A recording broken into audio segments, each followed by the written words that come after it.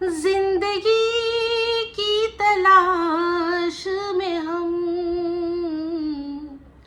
मौत के कितने पास आ गए, जब ये सोचा तो घबरा गए हम कहाँ आ गए। হাই, আমি Ipsita, welcome back to my channel. চলে এসেছি আমার একটা নতুন ভিডিও নিয়ে। তো আজকে ভিডিওর শুরুতে ইন্ট্রোডাকশনে যে গানটা গাইলাম এই কারণেই একটা ভিডিও দেখলাম। অ্যাকচুয়ালি আগে বলি যে এই ভিডিওটা কী নিয়ে হচ্ছে। মন্দিরার ভিডিও দেখলাম, ব্লগ ভিডিওটা, আর দেখলাম মন্দিরার দীপভাইয়ের ভিডিও। তো সেই দুটোকে মিলিয়ে কিছু কথা বলতে হবে।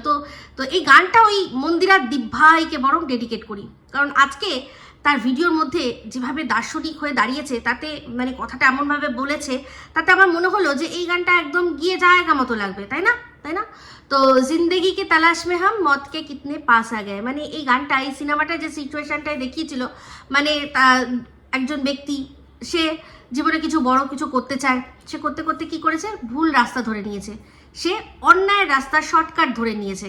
তো অন্যায়ের রাস্তায় শর্টকাটে গিয়ে সে মানে হঠাৎ করে অনেক টাকা ইনকাম করে নিয়েছে, কারণ অপরাধমূলক কাজ করেছে। সেই জন্য অনেক টাকা সে ইনকাম করে নিয়েছে, কিন্তু বুঝতে পারেনি যে অপরাধমূলক কাজ করলে পরবর্তীকালে তাকে শাস্তিও পেতে হবে। শুধু প্রশাসনিক শাস্তি নয়, বরং এই অপরাধমূলক কাজ একজন তো থাকে না, অনেকে মিলে থাকে। অনেক সময় কি হয়, রাইভেলরি হয়, তাতে সেখান থেকে মৃত্যু চলে আসতে পারে।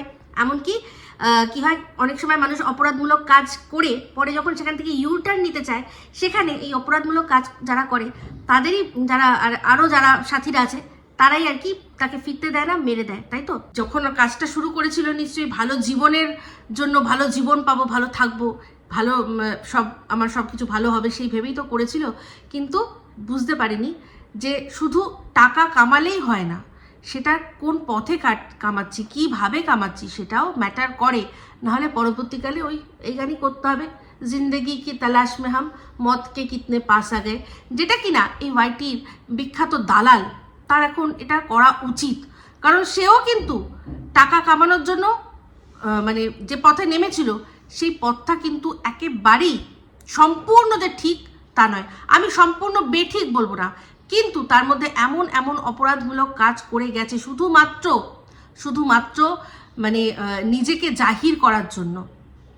তার জন্য আজকে তাকে যা ফলাফল ভোগ করার জন্য প্রস্তুত হয়ে থাকতেই হবে, ইচ্ছা করুক বা না করুক। আর সেম আজকে মন্দিরার ক্ষেত্রেও বলবো বেশ কিছু কথা। আজকে মন্দিরার ভিডিওর মধ্যে দেখছিলাম যে কি পরিমাণ একরাশ বিরক্তি সে ঢেলে দিচ্ছিল। কারণ তাকে এখন কাজ করতে হয়েছে না, থানায় যেতে হয়েছে। তো সেই জন্য প্রচুর বিরক্ত যে আমি এখন না, পরে যেতাম, আমার কাজ ছেড়ে যেতে হচ্ছে, আমার ভালো লাগছে না। তার প্রচুর বিরক্তি সে প্রকাশ করছিল। তো সেই নিয়ে বলবো। তো সবার আগে একটুখানি আগে দীপভাইকে ছেড়ে দিই না, মানে আগে যে বয়স্ক আছে তাকে ছেড়ে দিই, তারপর বাচ্চা যে মন্দিরা তাকে পরে বলবো, তাই না? তো যাই হোক, সে তো নানান মানুষের ভিডিও দেখেছে, বুঝতে পেরেছি আমার ভিডিওটাও যে সে দেখেছে। সেটা কি বিষয়, ওই যে ওরা গেছিল মন্দিরার সাথে মন্দিরা সোমনাথ গেছিল, সেখানে গেছিল হচ্ছে গিয়ে আমাদের এই ওয়াইটির দালাল, আর তার সাথে ছিল রুম্পার হাজব্যান্ড। তো যাই হোক, রুম্পাও আমাকে নিয়ে দেখলাম একটা ভিডিও করেছে, সেখানে নানান রকম কথাও আমাকে বললো। আমি কিন্তু আমার ভিডিওর মধ্যে রুম্পাকে কোনো কথাই বলিনি। আমি শুধু রুম্পার সম্পর্কে একটাই কথা বলেছিলাম যে দেখলাম রুম্পাও গেছিলো, হয়তো ওরও কোনো কাজ ছিল, ওরও সাথে মন্দিরের কিছু হয়েছে, সেই জন্য হয়তো গেছিলো, ঠিক আছে? তো সেটা থেকে গিয়ে যে জায়গাটার ওর অ্যাকচুয়ালি গায়ে মেখে নেওয়ার কথা, সেটাও সুন্দর করে মেখেছে, তাতে আমার কোনো আপত্তি নেই। কিন্তু আমি একটা কথা বলেছিলাম যে এমন কাজ করবোই বা কেন যার জন্য ক্ষমা চাইতে হয়। আমি এমন কথা বলবোই কেন, আমি বুঝে শুনে কথা বলবো, তাই না? তো সেক্ষেত্রে ও আমাকে বললো যে আমিও অনেক নাকি ভুলভাল কথা বলেছি, তার মধ্যে হচ্ছে গিয়ে সোনাইয়ের কথাটা বলছে, তিনের সাথে সোনাইকে নিয়ে আমি নাকি কোনো একটা বাজে কথা বলেছি। তো অ্যাকচুয়ালি রুম্পার হোমওয়ার্ক নেই, সেটা বুঝলাম। ও আমার ভিডিও দেখে না, তো হোমওয়ার্ক করার কোনো প্রশ্নই ওঠেনি, আমার ভিডিও দেখার মতো কি আছে, তাই না? ওর কাছে সেটা, তো সেই জন্য আর কেউ দেখে না, তাও দেখেছে, যেহেতু দেখলো যে ওই থাম্বনেলের মধ্যে ছবি টবি দেখে হয়তো দেখেছে, ভালো কথা। তো সেক্ষেত্রে জেনে আসা উচিত ছিল যে আমি ঠিক কি বলেছি সোনাইকে নিয়ে, টিনকে নিয়ে। আমি বলেছি যে টিন আর সোনাই যখন ওরা তো পাশাপাশি থাকতো, ওরা তো পাড়াতুতো সম্পর্ক, ওদের মধ্যে কোনো রক্তের সম্পর্ক নেই, কোনো গোত্রের সম্পর্ক নেই, ওরা পাড়াতুতো সম্পর্ক। যেহেতু সোনাই ওর বাবাকে দাদা বলে ডাকে, তাই বাই ডিফল্ট সোনাই ওর কাকা হয়ে গেছে, ডাক, কিন্তু সম্পর্কে নয়, সেটা আমরা সবাই বুঝতে পারছি। কারণ যে সম্পর্কে কাকা মনে করবে, মন থেকে মনে করবে, সে কাকার সাথে কাকা সুলভ সম্পর্কই করবে, সমস্ত কিছু করতে পারছে। তো আমি সেটাই বলেছিলাম যে এরা যখন টিনের বিয়ে হয়নি, তাহলে এই পাশাপাশি যারা ওরা ছিল ওদের মধ্যে কেন সম্বন্ধ করে বিয়ে করলো না? সোনাই পাশেই ওদের থাকে, কাছাকাছি থাকে, তো এরা ভালোই হতো, বেশ একসাথে ছোট থেকে মানুষ হয়েছে, তারা বিয়ে করতো, একসাথে থাকতো, আশা করি অনেক সুখে থাকতো। আমি এই কথাটাই বলেছি। আমি কিন্তু সোনাইয়ের সাথে টিনকে শুইয়ে দিইনি যে টিন কেন সোনাইয়ের সাথে শুয়ে পড়লো না, এই যে চলে আসলো যখন সন্দীপের বাড়ি থেকে, তারপর কেন গিয়ে শুয়ে পড়লো না, আমি সেটা বলিনি। আমি বলেছি সন্দীপের সাথে বিয়ের আগে ওদের কেন সম্বন্ধ হলো না, ওদের মধ্যে একটা সম্বন্ধ করা যেতে পারতো বিয়ের সম্পর্কে। তো আমি ভালো করেই জানি যে ওদের মধ্যে কোনো রক্তের সম্পর্ক নেই। যদি রক্তের সম্পর্কের কাকা হতো তাহলে আমি এই কথাটা বলতাম না। তো এখানে কোনটা নোংরা কথা বা কোনটা এমন কথা যার জন্য আমার ক্ষমা চাওয়া উচিত? আর যদি সত্যিই ক্ষমা চাওয়ার মতো কথা হতো, তাহলে ওদের পক্ষ থেকে হয় সোনাইয়ের বাড়ির থেকে, না হয় টিনের বাড়ির থেকে তারা কোনো রকম ভাবে বলতো যে এই কথাটা বলার জন্য আপনার ক্ষমা চাওয়া উচিত, কোন হিসাবে বললেন? পাশাপাশি বাড়ি, সম্পর্ক এমন কিছুই নয়। তো সেখানে সোনাইও একটাই ছেলে, ওর দিদির মনে হয় দিদি আছে, বিয়ে হয়ে গেছে, একটাই ছেলে। টিনও এখানে ছিল, দুজনেই গুলুগুলু, টিন অবশ্য এখন গুলুগুলু হয়েছে। তো যাই হোক, আমার মনে হয়েছিল, আমি বলেছি সম্বন্ধ করতে বলেছি, শুইয়ে দিতে বলিনি কিন্তু, ঠিক আছে? তো এখানে আমার ক্ষমা চাওয়ার কোনো ব্যাপারই নেই। তো যাই হোক, আরেকটা কথা বললো যে এই যে আমি কথাটা বলেছি যে স্যান্ডি নাকি এখন ব্লগিং করতে চায়, ও তো সেখানে রুম্পা বলল আমি তো এটা জানি না, আমি তো এরকম কিছু শুনিনি। দেখো, সে তো তুমি জাপানও দেখোনি, তুমি হয়তো আইফেল টাওয়ারও দেখোনি, তুমি হয়তো স্ট্যাচু অফ লিবার্টিও দেখোনি, সচক্ষে গিয়ে কি দেখেছো? কিন্তু আছে তো, জানো তো। তো তেমনি এটারও কিন্তু প্রমাণ রয়েছে। সেটা কি বলো তো? এই তোমার খুদ এই যে দিদিভাই, আরেকজন তো যাকে পাঠিয়েছো তুমি, ম্যান্ডি ছাড়া আরেক যে দিদিভাই, সেই দিদিভাই কিন্তু খোদ গিয়ে কমেন্ট করেছে সোমনাথের এই কথাটার পরিপ্রেক্ষিতে যে হ্যাঁ আবার শুরু কর, তাহলে আমরা কন্টেন্ট পাবো। তো তুমি দেখোনি বলেই যে সেটা নয়, এরকম তো কোনো ব্যাপার নয়। আশা করি তোমাকে বোঝাতে পারলাম। তো আলাদা করে ভিডিও করার কিচ্ছু ছিল না, এই ভিডিওটার মধ্যেই আমি বলে দিলাম। আর তোমাকে নিয়ে তুমি যে কথাগুলো বলেছো সেটা নিয়ে আপত্তি করার কিছু নেই, কিন্তু তুমি যেগুলো এখন বলছো না, আমরা যখন মন্দিরা যে সময় আর কি মন্দিরার কদম ডগমগায়ে থে তখন কিন্তু বলেছিলাম। এখন হয়তো তোমরা মন্দিরা সোমনাথকে দেখে এত ভালো করে কাছ থেকে দেখে বুঝতে পারছো, তো আমার ম্যাগনিফাইং গ্লাস লাগে না, আমার মোটামুটি একটু বুঝে যায় কে কিরকম। এই মানে ক্ষমতাটুকু এটা ঈশ্বর প্রদত্ত, এটা আমার হাত নেই, ঠিক আছে? তো যাই হোক, সেক্ষেত্রে ওরা কেমন আছে, কেমন থাকবে, যখন ওরা খারাপ ছিল তখনও ভালো চেয়েছি, যখন ওদের খারাপ ছিল তখন ওদের কাটা ঘায়ে নুনের ছেটা দিইনি, ঠিক আছে? আর এখন ভালো আছে, এখন তো প্রশ্নই ওঠে না, তাই না? তো চলে আসি এবার দালালের ভিডিওর মধ্যে। তো দালাল ভিডিওর মধ্যে বললো গান গেয়ে সবাই তো সুখী হতে চায়, কিন্তু কেউ সুখী হয়, কেউ হয় না। কেন হয় না? তার মানে সে সুখ পাওয়ার যোগ্য নয়, সে সুখ পাওয়ার মতো কোনো কাজ করেনি, তাই না? অবশ্যই বুঝিয়ে দেবো। তো ও বলল যে আমি কোনোদিনও রিভেঞ্জফুল মেন্টালিটি আমার কোনোদিনও নেই। ও রিয়েলি রিভেঞ্জফুল মেন্টালিটি ওর মধ্যে নেই? একটা স্ট্রাইক দিয়েছিল একজন, তেড়ে পুড়ে আমাকে এই স্ট্রাইক দেওয়ার যে তোদের ফল কি ভোগ করতে হবে তোরা দেখে নিবি। স্ট্রাইকটা দিয়েছিল MSL, ঠিক আছে? MSL, সেই MSL এর স্ট্রাইকটা পেয়ে ও তাদের ওই একটা স্ট্রাইকের এগেনস্টে 1.5-2 বছর ধরে কিভাবে ব্রেকফাস্ট লাঞ্চ ডিনারে ওদের পিন্ডি চটকিয়েছে সেটা আবার নতুন করে নিশ্চয়ই বলতে হবে না, কিন্তু মনে করিয়ে দিই, ওর তো আবার একটু ভুল আর রোগ আছে, তাই জন্য ও রিভেঞ্জফুল কিনা মনে করিয়ে দিই। তারা হাজারভাবে চেষ্টা করেছে যে তুমি ভিডিওর বাইরে গিয়ে বলো না, মানে প্রথমে বলেছিল যে রাগ করেছিল, সেটা সবাই মানে স্বাভাবিক, যখন বোঝেনি তখন রাগ করেছিল, কিন্তু আস্তে আস্তে যখন বুঝতে পারলো, কিন্তু পরে থাকতে যখন বুঝে গেল যে এখানে টিকে থাকতে গেলে সমালোচনা নিতে হবে, বা ইগনোর করতে হবে, দুটোর মধ্যে একটা করতে হবে। তখন কি বললো যে ভিডিওর ভেতর থেকে বলো কোনো আপত্তি নেই, তাও শুনলো না। তাও সেখানে রিভেঞ্জ নেওয়ার জন্য, একটা স্ট্রাইকের রিভেঞ্জ নেওয়ার জন্য সে কোথায় কোন লেভেলে গিয়ে তাদের বাড়ির প্রত্যেক কটা মহিলাকে, প্রত্যেক কটা পুরুষকে টেনে মাটিতে নামিয়েছে, এমনকি বাচ্চাদেরকেও ছাড়িনি। সেটা রিভেঞ্জ নয়, কিসের ছিল? ওই স্ট্রাইকের রিভেঞ্জটা।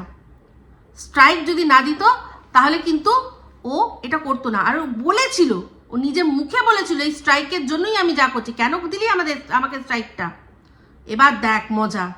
তখন যা যেখান থেকে পেরেছে ও করেছে। আমার ঘটনাটা যেই শুনলো তখন মানে একদম ছো মেরে নিল আমাকে। তো কাকে মানে কার প্রতি ও রিভেঞ্জ নেয়নি, কাকে ছেড়েছে? সে মৌমিতা বসাক থেকে শুরু করে, মৌমিতা বলে বন্ধুত্ব, ওর সাথে বন্ধুত্বপূর্ণ সম্পর্ক করলো, ওকে জেনেই নিশ্চয়ই বন্ধুত্ব করেছিল।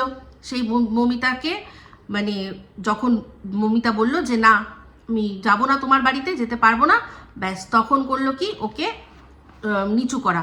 তো ও ওর লাইফে যা করছিল, ওদের মধ্যে সম্পর্ক হয়েছিল, হয়তো সেটা টিকিয়ে রাখা সম্ভব হয়নি, ব্যাস এন্ড করে দিত। কিন্তু না, ওর রিভেঞ্জ নেওয়ার থাকে সব সময়, সব ক্ষেত্রে রিভেঞ্জ নেওয়ার থাকে। কাকে ছেড়েছে ও? গীতাদি, সোমাদি, সীমা, আরও নাম গোনাবো কজনকে ও ছেড়েছে আমার সাথে। কিসের জন্য? না একটা ফোন ধরতে পারিনি, একটা মেসেজের উত্তর দিতে পারিনি, সেটার জন্য নিজে ছোট করে হলো না, লোক লাগিয়ে দিল। শুধু আমাকে নয়, আমার বাচ্চাদের, তারপর আমার হাজবেন্ড, আমার পরিবারের মধ্যে এমন নোংরা কথাও সেগুলো মানে তুলে নিয়ে আসলো। তার জন্য কি হলো? রিভেঞ্জ নেওয়ার ছিল। আমি কেন বলেছি, কেন ভিডিও ওর কেন ফোনটা ধরতে পারিনি, কেন ওর মেসেজের উত্তর দিতে পারিনি, সেই জন্য রিভেঞ্জ নিতে হবে। তো ওকে অপমান করেছি না, অপমান করেছি তো, ভিডিও করে আমাকে অপমান করলো, তারপর আবার যেই আমি উত্তর দিলাম সবাইকে আমার পেছনে লাগিয়ে নিল। এটা রিভেঞ্জফুল মেন্টালিটি নয়। রিভেঞ্জ নিতে গিয়ে কখনো মনে হয়েছে যে আমার কথা ছাড়ুন, আমি তো ইউটিউবে এসছি, আমি ইনকাম করছি, কিন্তু আমার সাথে এমন একজন মানুষের নাম জড়াচ্ছে, যদি তাদের সংসারে কোনো অশান্তি হয়, এগুলো মাথায় আসেনি। কিন্তু যাই হোক, তার উত্তর কিন্তু সপাটে গালে চড় মেরে আমার ননদ দিয়েছিল। যে এই যে নোংরা কথাগুলো বলা হচ্ছিল, আমার ননদ অন ক্যামেরা এসে বলেছিল যে ননসেন্স, কারণ জানে যে সেটা ননসেন্স তো ননসেন্সই, কিন্তু সেটার জন্য দিনের পর দিন করে গেল। কিসের জন্য? না রিভেঞ্জ। ওকে অপমান করেছি, তার রিভেঞ্জটা ওর নেওয়ার ছিল। তো কাকে ও ছেড়েছে? সীমা কি এমন করেছিল ওর সাথে? সীমা কি করেছিল? কিচ্ছু করেনি, একটু বেশি এগিয়ে গেছিল সীমা। ওদের যে মানে যেই কনস্পিরেসি থিওরিগুলো, সেগুলো হয়তো মেনে নিতে পারছিল না। সে সময় এই রিম্পাকে ছোট করার জন্য কি করেছে না, তার গলা নকল করে ও কি করলো, একটা কল রেকর্ডিং তৈরি করলো। এটা রিম্পার ওপর রিভেঞ্জ নয়? রিম্পা ওকে নিয়ে ভিডিও করে বলে ওকে ছোট করার জন্য, এটা রিভেঞ্জ নেওয়ার জন্য করেনি। ও নাকি রিভেঞ্জফুল মেন্টালিটি নয়, ও মাই ডগ টাইপস। রিম্পার মতো হলো না। তো ও কাকে ছেড়েছে রিভেঞ্জ নিতে? নিজের বান্ধবীকে ছাড়লো, বলল যে ঠিক আছে তুমি যা বলেছো, আমি কোনো উত্তর দেব না, চলো এখানেই শেষ করে দিই। তারপর কি বললো যে তুমিও অনেক কিছু আমার সাথে শেয়ার করেছো, বলবো ছেলেকে স্কুলে দিতে গিয়ে তারপর কি করতে, কোনটা বলতেও ছাড়েনি, কোনটা রেখেছে? মানে ওর বান্ধবী, সে যে দুশ্চরিত্র, সেটাও আমাদেরকে বোঝানোর চেষ্টা করেছে, তো করেনি। কোথায় ছেড়েছে? কোথায়? এমনকি বান্ধবীর ছেলে, তারও কতদিন আগের থেকে সম্পর্ক, সেই মেয়েটার সাথে কি বিষয় না বিষয়, মানে বান্ধবীর ছেলেরও যে ধোয়া তুলসী পাতা নয়, সেটাও কিন্তু বুঝিয়ে দিল। সেটা কিসের জন্য করলো? রিভেঞ্জ নিল যে তুমি আমার চরিত্র সবার সামনে তুলে ধরেছো, তোমারও চরিত্র আমি ছাড়বো না তুলতে। তাহলে ওকে কোথায় আমরা দেখতে পাচ্ছি যে ও রিভেঞ্জফুল মেন্টালিটি নয়? ও সবার কাছ থেকেই শুধু রিভেঞ্জই নিয়েছে। যাদের সাথে মিশেছে তাদের কোন কথা, গোপন কথা সে নিজের কাছে আজ অব্দি গোপন রেখেছে? বলে তো দিয়েছে এই মর্কট ভাইয়ের সম্পর্কে, ওর যে মর্কট ভাই, সে মর্কট ভাইয়ের সম্পর্কে বলেনি। বলেনি গোপন কথা? নিশ্চয়ই বলেছে। বলছে নাকি আমি রিভেঞ্জফুল মেন্টালিটি না, এটা হচ্ছে জোক অফ দ্য ইয়ার। তো যাই হোক, আমার সাথে বিষয়টা আরও অনেক বেশি, সেটা সবচেয়ে না হয় লাস্টে আসবো। তো এখন বক্তব্য এটাই, এই বলছে আমি বাচ্চাটার সম্পর্কে কোনো খারাপ কথা বলিনি, কোনো খারাপ কথা নাকি বলেইনি, মন্দিরার মেয়ের কথা হচ্ছে এখানে। তো সেখানে আমরা সবাই শুনেছি ও কথাটা কি বলেছিল, অনেক কথা বলেছে, তার মধ্যে আমি একটাই জাস্ট বলবো, কারণ এই কথাগুলো তুললে বাচ্চাটাকেও তো তোলা হচ্ছে, তো আমার ইচ্ছা নেই, শুধু একটাই কথা বলবো। বলেছিল যে মা যেরকম এই যে সেজে গুজে বাজারি হয়েছে, তেমনি মেয়েটাকেও কদিন পর দেখবেন ঠোঁটে লিপস্টিক লাগিয়ে সেই বাজারেই বসিয়ে দেবে। এটা একটা বাচ্চার জন্য কতটা নোংরা নিকৃষ্ট মানসিকতার কথা ভাবতে পারেন, যেখানে কিনা ওই বাজারে যারা পয়দা হচ্ছে বাচ্চারা, সেই বাচ্চাগুলোকেও তাদের মারা চেষ্টা করছে যাতে এই বাজারে না তাদের আসতে হয়, তাদের পড়াশোনা শিখিয়ে তারা যেন জীবনে অন্য জায়গায় প্রতিষ্ঠিত হতে পারে, সেই চেষ্টা করছে সেই বাজারের মারাও। সেখানে কিনা এই একটা ভদ্রঘরের ভদ্র বউ হয়ে বলছে যে আমাদের ভদ্রবাড়ির একটা বাচ্চাকে কদিন পর ওইখানে গিয়ে বসাবে, মানে সে বসবে, ও নিয়ে বসাবে না, সে বসবে, তার ডেস্টিনি ওখানে ঠেলে দিচ্ছে, যেখানে কিনা ওখানকার ছেলে মেয়েদেরকে চেষ্টা করা হচ্ছে আমাদের এখানকার মূল স্রোতে তারা যেন পড়াশোনা করে অন্য কিছু করতে পারে, প্রতিষ্ঠিত হতে পারে। হ্যাঁ, তাহলে কতটা মানে নোংরা মেন্টালিটির হলে মানুষ একটা বাচ্চার সম্পর্কে এই কথাটা বলতে পারে, বলতে পারে। তো এবার মন্দিরা আর এদের দুজনকে মিলিয়েই একটা কথা বলছি, যে এরা মানে থানা, পুলিশ, কোর্ট, মানে এগুলোকে কি ভেবে রেখেছে? ওদের পোষা গোলাম, নাকি যেরকম ওই বাধা বাবু হয়, কোনো কোথাওকার যে বাধা বাবু হয়, সেরকম বাধা বাবুদের মতো করে ট্রিট করবে? যখন মনে হলো যে হ্যাঁ চলো আমার বাচ্চার সম্পর্কে এই বলেছে, সে বলছে চলো চাইল্ড কমিশন, চলো। তো চাইল্ড কমিশনকে এখানে এঙ্গেজ করা হয়েছে, ইনভলভ করা হয়েছে, কেস করা হয়েছে, মিথ্যে মামলা দুজনের বিরুদ্ধে করেছে। কেন করেছে? আমাদের দেশের পুলিশ এই যে থানায় গেছে, ওদেরকে একটু হলেও তো সময় দিয়েছে ওদের কথাগুলো শোনার জন্য। সেই সময়টাই যদি ধরুন কোনো জেনুইন পার্সন যাদের সত্যি দরকার, সত্যি প্রবলেম হচ্ছে, তাদের দিত, তাহলে কাজ হতো, তাই তো? আমাদের ট্যাক্সের পয়সায় যাদের মাইনে চলে, মানে পুলিশের কথা বলছি, শুধু পুলিশও নয়, এই কোর্টে যারা আর কি যে জাজ আছেন, তারপর হচ্ছে গিয়ে যেটা বলে কি না, যারা সরকারি উকিল রয়েছে, সব তো আমাদের ট্যাক্সের পয়সা দিয়েই তাদের মাইনেগুলো যাচ্ছে। তো তারা এইসব মিথ্যে মামলার জন্য যে সময়টুকু দিয়েছে, সেটুকু তো একটা জেনুইন পার্সন যাদের জেনুইন দরকার তাদের কাছে তো যেতে পারতো, তাদের জন্য তো সেই সময়টা বরাদ্দ থাকতে পারতো। কিন্তু এরা নিজেদের মধ্যে একে অপরের ওপর জাস্ট রিভেঞ্জফুল মেন্টালিটি হয়ে তখন তারা করেছে এই জিনিসগুলো। তো এদের বিরুদ্ধে তো পিআইএল হওয়া উচিত এদের বিরুদ্ধে। আমি সত্যিকে মানে একদম সত্যির মতো করে বলতে পছন্দ করি। ছেলে খেলা পেয়ে গেছো তোমরা নাকি? এখন তোমার মনে হচ্ছে ঘরের সংসারের কাজ ফেলে আমি কেন থানায় যাব? এখন তোমার এটা মনে হচ্ছে? আজকে এই যে আর কি থানায় ওদের সাথে গেছিল সঙ্গীতা চক্রবর্তী ম্যাডামের কথা বলছি, ওনাকে তো এরা কনভিন্স করেছে নিশ্চয়ই যে হ্যাঁ আমাদের মেয়ের সাথে অন্যায় হয়েছে, আপনি প্লিজ কিছু করুন। তিনিও যোগাযোগ করেছেন চাইল্ড কমিশনের, এই সঙ্গীতা ম্যাডামের সাহায্যে এরা চট করে পৌঁছে গেছে, এদের জিনিসটা চট করে উঠে গেছে। আজ তারা নিজেদের মধ্যে একে অপরের গলা জড়িয়ে ক্ষমা করে লাল লাল খাসির ঝোল খেয়ে কি করছে না, ব্যাপারটাকে জাস্ট ডিসমিস করে দাও। তাহলে এই সঙ্গীতা ম্যাডাম, যিনি কিনা মানুষের মানবিক অধিকার যে আছে সেই অধিকার নিয়ে যিনি কাজ করছেন, ইনি যখন অন্য একটা কেস নিয়ে যাবেন, তখন এনার কথার কোনো দাম থাকবে? আর থাকবে? কারণ এরকম যদি হয় যে জেনুইন কেস বলে ইনভলভ করে চাইল্ড কমিশনের মধ্যে সেখানে গিয়ে কমপ্লেন করে সমস্ত কিছু করে তারপর যদি তারা সরে যায়, তাহলে এখানে সঙ্গীতাদির মুখটা কোথায় থাকলো? আজকে এই যে থানায় যখন গেছিল, সঙ্গীতাদিও তো ওদের বাড়ির আশেপাশে তো থাকে না, অনেক দূরেই থাকে, তিনি তো গেছিলেন। উনি যখন পাশে গিয়ে দাঁড়িয়েছিলেন, সীমাও গেছিল।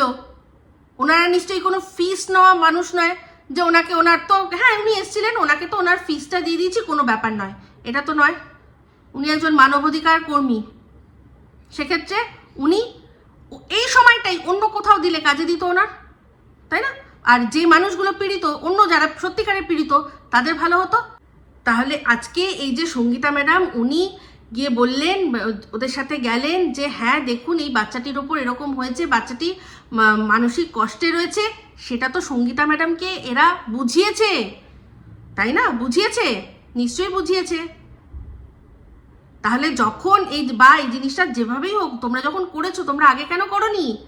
ভাবিয়া করিও কাজ, করিয়া ভাবিও না, এই কথাটা শুনেছো তো? নিশ্চয়ই শুনেছো। তাহলে সেক্ষেত্রে তখনই বোঝা উচিত ছিল যে না, বা একটু সময় নিতে। তোমাদের এবার এখন যদি এই দোষটা তোমরা কারোর ঘাড়ে চাপিয়ে দিতে চাও, তাহলে তো বলবো মানে তোমাদের থেকে খারাপ আর মানুষ কেউ থাকবে না। এখানে পরিষ্কার বুঝতে পারছি যে এখন এইরকম তোমাদের এই জিনিসগুলো হচ্ছে কেন, কারণ তোমরা মিথ্যে মিথ্যে একে অপরের বিরুদ্ধে করেছিলে, একে অপরের বিরুদ্ধে মিথ্যে মামলা করার চেষ্টা করেছিলে। কেন করেছিলে? চাইল্ড কমিশনকে হালুয়া পেয়ে রেখেছো না, হালুয়া। তো যাই হোক, এই দালাল আছে যে সোমনাথকে তো যখন দূর থেকে দেখেছি তখন তো বুঝতে পারিনি, তখন ও কিরকম, এখন ও কথা বলছে, মানুষের সাথে বিহেভিয়ার দেখছি, আমরা বুঝতে পারছি, এখন আমরা বুঝতে পারছি যে ও কত ভালো। তাহলে না বুঝে ওর প্রতি করার অন্যায়, পাপটা, একটা মানুষকে চিনতে পারছি না তার সম্পর্কে বলছি ঠিক আছে, কিন্তু সেই মানুষটার সম্পর্কে প্রত্যেকটা মানুষকে খেপিয়ে তুলে তাকে মানে মাটিতে মানে মিশিয়ে দিয়ে এমন অবস্থা করেছিল সেই সময়টা, যেই সময় সেই ছেলেটি সবচেয়ে বেশি মনোকষ্টর মধ্যে দিয়ে যাচ্ছিল। শুধু মনের কষ্ট না, শারীরিক কষ্ট, সব দিক দিয়ে। চোখের তলায় মানে সেই গর্ত হয়ে গেছিল, কালো ছাপ পড়ে গেছিল মুখটার মধ্যে, কারণ তার একে তো তার মনের ওপর দিয়ে এইসব চলছে, তার ওপর একটা হিংস্র কুকুরকে লেলিয়ে দিয়েছে, সে কিনা ছিঁড়ে ছিঁড়ে খাচ্ছে, ছিঁড়ে ছিঁড়ে তাকে খাচ্ছে। সেই সময় যদি ছেলেটা একটা ভালো মন্দ কিছু করে নিত, তার খেসারত দিতে পারতিস? দিতে পারতিস? পাপ করেছিস, পাপ করেছিস, সেই জন্য ফল ভোগার জন্য তৈরি থাক, প্রস্তুত থাক। সেটা ওই ওপর থেকেই দিচ্ছে। আমি তো তাও আমার শুধু ছেলের জন্য, আমার ছেলের জন্য আর আমার চরিত্রের ওপর যেটা করেছি সেটার জন্য গেছি। আমার বরের সাথে যেটা করেছিস রিভেঞ্জফুল তুই নয় না? আমার বরের সাথে আর আমাকে, আমার বরকে কিভাবে ফাঁসাতে চেয়েছিলি? শুধু আমার বর আর আমাকে, আমার মেয়ে যার কিনা এখন কেরিয়ার শুরু হবে, তুই রিভেঞ্জফুল না? হ্যাঁ, যেদিন গেলাম, যদি সত্যি বন্ধুরা চিন্তা করুন, যেদিন আমরা গেলাম স্টোর ভিজিট করতে, যদি সত্যিই সেরকম হতো, তাহলে তো যদি মানে যেরকম কিনা ওরা বলছে এই ভীষণ বাজে ব্যবহার করছে, গিয়ে চিৎকার চেঁচামেচি করছে, জিনিসপত্র ফেলেছে ধুয়েছে, ওকে নাকি আবার মানে হাত ফাত তোলা হয়েছে, তাহলে তো সঙ্গে সঙ্গে গিয়ে তার কমপ্লেন করা উচিত থানায়, তাই না? স্টোর থেকেই করে দেবে যদি সত্যি সেরকম হয়। যদি স্টোরের কোনো 1 ইঞ্চি ক্ষতি হবে, স্টোর থেকে গিয়ে করে দেবে যে আমাদের স্টোরের মধ্যে এরকম 2-3 জন এসে করেছে। একজন লোক, সে তার বউ, তার বাচ্চা, তার মেয়ে, বড় মেয়ে আর ছোট্ট একটা ছেলে নিয়ে গেছে কি করতে, না গুন্ডাগার্দি করতে গেছে। বউ বাচ্চা নিয়ে মানুষ গুন্ডাগার্দি করতে যায়? ভালোভাবে বোঝাতে গেছিল, জিনিসটা সর্ট আউট করতে গেছিল আমার বর, আমি সাথে গেছিলাম। সেখানে আমার বরের সম্পর্কে কিরকম মিথ্যা কথা শুধু নিজে বলেনি, লোকদের লাগিয়ে বলিয়েছে, লোক লাগিয়ে বলেছে। নোংরা, লজ্জা করে না? লোকনাথ বাবা আর একজন শিব, দুজন কোলে নিয়ে মিথ্যা কথা বলে, মিথ্যাবাদীর দল কোথাকার। আমার বর ভদ্রভাবে কথা বলেছে। ওর বরের সাথে, দর্শক বন্ধুরা আপনারা জানেন না, ওখানকার যে একদম মানে লেবার ক্লাস, যে কিনা ওই মালপত্র এখান থেকে ওখানে তুলে নিয়ে যায়, সে ওর বরকে ধমকাচ্ছে, যা তোকে যা এখান থেকে যেটা বললাম না যা, এরকম ভাষায় কথা বলছে। ওর বরের ওখানে ওই রকম অওকাত, জানেন? সেখানে আমার বর গিয়ে কথা বলেছে ভদ্রভাবে, সম্মানের সহিত কথা বলেছে। সেখানে কি করলো, 3 দিন পরে গিয়ে একটা ইসিজি করলো, করে 3 দিন পরে গিয়ে চেষ্টা করলো গিয়ে আমার নামে, আমার বরের নামে, আমার মেয়ের নামে আমাদের ফাঁসাতে। সেখানে যে ছোট্ট একটা বাচ্চা ছেলে ছিল সেটাকে বললোই না, পুলিশ অফিসারকে বললোই না যে ওদের সাথে একটা ছোট্ট বাচ্চা ছিল, বললোই না। কারণ জানে এটা বললে কেস তাহলে আর হবেই না, কারণ বাচ্চা নিয়ে কেউ কি গুন্ডাগার্দি করতে আসে? রিভেঞ্জফুল না। কি বললো আমাকে সেদিন, মানে সেবার যখন বললো যে বরকে নিয়ে কোথায় গেছে, না ইসিজি করতে গেছে, সরকারি হসপিটালে ইসিজি করতে গেছে, তার ভয় দেখাচ্ছে আমাকে। সরকারি হসপিটালের ইসিজি, জানিস কি ছিল সেই ইসিজি রিপোর্টে? কি ছিল ইসিজি রিপোর্টে? খাসির লাল লাল ঝোল খাইয়ে নিয়ে গেছে ইসিজি করতে। হ্যাঁ, সরকারি। দেখ, বলেছি না, ভগবান, স্বয়ং ভগবান আমার কাছে আছে। যেই দিন শাসালি তারপরেই দেখ সরকারি হসপিটালের পুরো কাচ্চা চিটটা খুলে চলে আসলো আরজি করের রূপে। বুঝলি? যা গিয়ে ওই ইসিজি রিপোর্টটা দেখ, তোর মুখে ছুঁড়ে মারবে, তোর বরের মুখে ছুঁড়ে মারবে। কপাল ভালো যে কিছু করিনি। তোরা প্রত্যেক কটা ফাঁসতিস। ওই স্টোরে যারা যারা গেছিল স্টোর থেকে প্রত্যেক কটা ফাঁসতিস। এমন আইন লাগাতাম না, একদম দেখিয়ে দিতাম মজা কনজিউমার ফোরামে গিয়ে। আর মোটা টাকা একদম হাতে নগদে যখন ওই স্টোরকে আমাকে পেমেন্ট করতে হতো না, তোর বরকে দেখতে সব জায়গা থেকে ব্যান করে দিত। কোথাও কাজ করতে পারতো না, কোথাও কাজ একদম না করার মতো হাল করে ছাড়তাম। কিন্তু ওই সব কিছুর মধ্যে কি বলতো, ওই আমার বর ছেড়ে দাও, ছেড়ে দাও, ছেড়ে দাও। বুঝতে পেরেছিস? তো পুরুষ পুরুষ শুধু খাটে উঠে খাটলেই হয় না, খাটে উঠে খাটবে পুরুষ অবশ্যই, তার থেকেও বেশি কি বলতো বুদ্ধি দেবে, সুবুদ্ধি, সুবুদ্ধি দেবে তার লাইফ পার্টনারকে, সুবুদ্ধি দেবে কোনটা করতে হবে কোনটা করতে হবে না। বুঝতে পেরেছিস? তোদের ওই ওইখান থেকে ওই কোম্পানি থেকে কম্পেনসেশন নিয়ে আমার জীবন চলতো না, জীবন চলতো না। কিন্তু আমি চাইলে করতে পারতাম, তুই ভালো করে জানিস। কিচ্ছু না, সঙ্গীতা ম্যাডামকেই একবার যদি বলতাম, দেখতিস উনি কীরকমভাবে আমাদের হেল্প করতো। কিন্তু ওই যে আমার বর ছেড়ে দাও, ছেড়ে দাও গেছিল ওই ম্যান টু ম্যান কথা বলতে, ম্যান টু ম্যান। তাহলে বল, আমার মেয়ে, তাকে কেন টানলি? Revenge, revenge. পাপ করেছিস, ফল ভুগবি, প্রচন্ড পাপ। বুঝতে পেরেছিস? তো আজকে ভিডিওর মধ্যে দেখলাম দালাল বলছে যে এই যে আমি ভিডিও করি, কটা টাকা ইনকাম করি বলো, কটা টাকা ইনকাম করি, কি বা ভিউজ হয়। এটা এখন, এই এখন এটা মানে এই যে ভিউজটা তো ডাউন হয়েছে, সেটা গত 6 মাস হয়তো, 6 মাস হয়তো ডাউন হয়েছে। তার আগে যে টাকাগুলো কামিয়েছিলি, কি ভাবিস বার করতে পারবো না? সব বার করার রাস্তা আছে। সোশ্যাল ব্লেজ বলে একটা ওয়েবসাইট আছে, সেখানে গেলে তো চ্যানেলের নামটা লিখলেই বোঝা যাবে তুই আজ অবধি কত ডলার ইনকাম করেছিস, প্রতি মাসে তোর মোটামুটি কত ডলার ঢোকে। দেখিয়ে দেবো সবাইকে। এটা কোনো ইলিগাল বিষয় নয় কিন্তু, কারণ এটা সোশ্যাল মিডিয়ার মধ্যেই রয়েছে। গুগল করলেই পাওয়া যাবে। তো এটা কোনো রকম ভাবে, কারণ এটা ভিউজ হিসাবে ওরা একটা আইডিয়া দেয়, তার ভিউজটা তো আমরা দেখতেই পাই, সেটা তো পাবলিক থাকে, ঠিক আছে? তো এরকম একটা সোশ্যাল মানে সাইটই রয়েছে, একটা আর কি ওয়েবসাইট রয়েছে, যারা কিনা ইউটিউবারদের যে কোনো ইউটিউব চ্যানেলের নামটা লিখলে, ইউরালটা দিলেই ওরা বার করে দেবে যে সে এ যাবৎ কত ডলার কামিয়েছে। বল তো বার করে দিই, বল তো বার করে দিই, কাঁদতে তাহলে আরো বেশি সুবিধা হবে। যদি টোটাল ইনকাম বার করিয়ে দিই, তাহলে তুই টোটাল তোর খরচা বার করে দিবি তো, যে কত টাকা তুই খরচা করেছিস। হ্যাঁ, তারপর তো ক্রাউড ফান্ডিং এর কথা ছেড়ে দিলাম। আরো জানি না কত ভালোবেসে এদিক ওদিক থেকে তুই পাস, শুনেছিলাম বিদেশি ফান্ডিং পাস, শুনেছি আমি, যেহেতু ওটা প্রমাণ পাইনি তাই জন্য বলবো না। ক্রাউড ফান্ডিং তোকে নিজের চোখে করতে দেখেছি, গলা বাজিয়ে বলছি। তুই ইউটিউবের থেকে কত টাকা আনুমানিক আয় করতে পারিস, সেটা জায়গা আছে, সেটা জানি, তাই জন্য বলতে পারি। একদম ধরে বার করে দেখিয়ে দেবো কত টাকা করিস, কত হতে পারে, তারা আনুমানিক দেয়, মানে একটা অ্যাপ্রক্সিমেট দিয়ে দেয়। সেখান থেকে না হয় একটু কমিয়ে ঝমিয়ে না হয় দেখাবো। কি পারবি তো মুখ পুছিয়ে তখন বলতে যে দেখলে তো বন্ধুরা আমার না ইনকামই নেই? পারবি বলতে? আপনাদের কি মনে হয় এই দালালের এই ভিডিওটা দেখে আপনাদের কি মনে হয় যে এই ভিডিওটাও কেন বানিয়েছে? কেন বানিয়েছে? এমনিতে একটা কন্টেন্ট বানিয়ে রাখলো, কারণ ওর পরের দিন কোর্টে যাওয়ার আছে, তাহলে কি দেবে ভিডিও, তাই জন্য।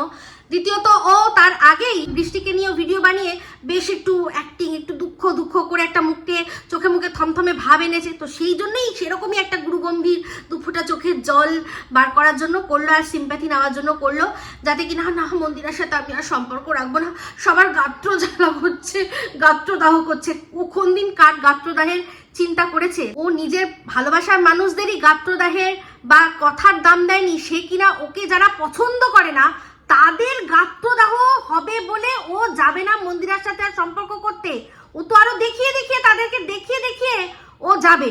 এটা সম্পূর্ণ মানে বললো যে এরকম একটা করে রাখি, এইটা আমি যে বলবো তারপর তুই আবার বলবি কি না দীপ ভাই এরকম করো না, দেখো আমি কি তোমায় কোনো খারাপ কথা বলেছি, দেখো লোকের কথা শুনলে কি আমাদের চলবে দীপ ভাই, তাড়াতাড়ি আসো, আমি স্পেশাল অর্ডার দিয়ে বড় দেখে একটা পাঠার বিচি আনিয়ে রেখেছি তোমার জন্য, ওটা সুন্দর করে তোমাকে সুন্দর করে ঘষে বেজে খাওয়াবো, তুমি এসো দীপ ভাই, তুমি লোকের কথায় পাত্তা দিচ্ছ দীপ ভাই, তুমি কবে এরকম হয়ে গেলে।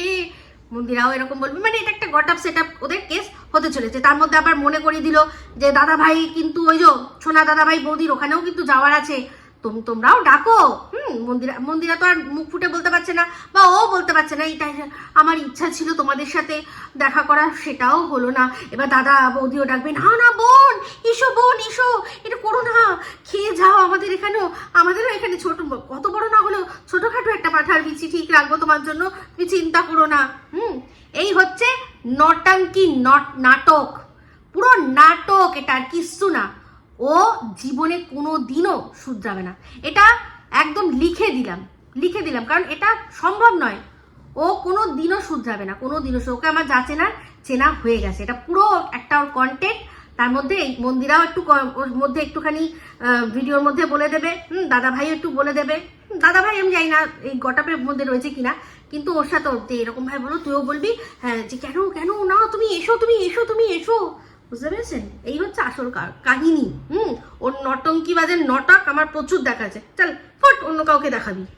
তো যাই হোক বন্ধুরা, বলতে থাকলে তো আরো অনেক বলতে পারবো, কিন্তু হ্যাঁ একটা কথা বলবো যে এই আইন কানুন আদালত, তারপর এই দেশের বিভিন্ন যে এই যে ধরুন চাইল্ড কমিশন বা ওমেন্স কমিশন যা আছে, এগুলো সব আমাদের মানে সুবিধার জন্য আছে।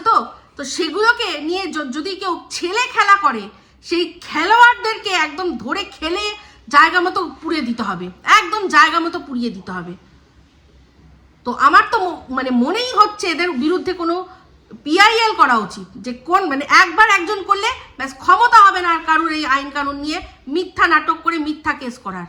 আরেকটা প্রজেক্ট শুনলাম, তো সেই প্রজেক্ট আমি বুঝতেই পারছি কি হতো, আমার যেটা মন বলছে, ইনটিউশন পাওয়ার যেরকম আমার মনে হচ্ছে যে এই যে এত কিছু খারাপ করেছি, একটা যদি ভালো কিছু করতে পারি সেটা অন্তত দেখিয়ে বলবো যে এই যে আমরা ভালো কাজও করি, কি এরকম ধরনের কিছু হতে পারে, তাই না? তো আমার মন বলছে এটা। তো দেখা যাক কি হয়। সবসময় যে মন ঠিক বলবে এরকমও কোনো ব্যাপার না, আমার যেটা মনে হলো সেটাই আপনাদের সাথে শেয়ার করলাম। সবশেষে একটাই কথা বলবো যে অন্যায় করিনি, মিথ্যে কথা বলি না, কোনো চালাকি করি না। তো তোদের এই প্রজেক্ট সম্পর্কেও বলছি, এটা আমার যা মনে হচ্ছে যে একেবারে ওই যে বলে না চালাকির দ্বারা মহৎ কাজ হয় না, কোনো চালাকি করতে যাচ্ছিস কোনো মহৎ কিছু দেখিয়ে, কোনো মহৎ কোনো কাজ চালাকি দিয়ে করে হয়তো পরবর্তীকালে দেখাবে দেখুন আমরা ভালো কাজও করি, মহৎ কাজও করি। আমার যেটা মন বলছে এই প্রজেক্ট সম্পর্কে, প্রজেক্ট হচ্ছে চালাকির দ্বারা মহৎ কাজ করার চেষ্টা, তো যেটা কিন্তু সম্ভব হয় না। তো যাই হোক, এই ভিডিওটা এই অবধি রাখছি। যদি ভালো লাগে তাহলে অবশ্যই লাইক শেয়ার কমেন্ট করতে ভুলবেন না। যারা চ্যানেলটা সাবস্ক্রাইব করেননি তারা সাবস্ক্রাইব করে নেবেন। সবাই ভালো থাকবেন, সুস্থ থাকবেন। আবার আসছি খুব শীঘ্রই একটা নতুন ভিডিও নিয়ে। টাটা।